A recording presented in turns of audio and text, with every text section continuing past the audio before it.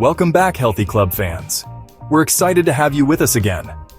Let's dive into today's health tips and continue our journey towards a healthier lifestyle together. Struggling with mood swings, low energy, or irregular cycles? Your hormones might be out of balance. Let us look at 5 powerful foods that help support healthy hormones, especially for women. Healthy fats are the building blocks of hormone production.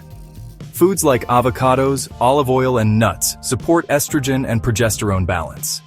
Cruciferous vegetables like broccoli, kale, and cauliflower help the liver break down and clear out excess estrogen, which is key for hormonal balance and reducing premenstrual syndrome symptoms.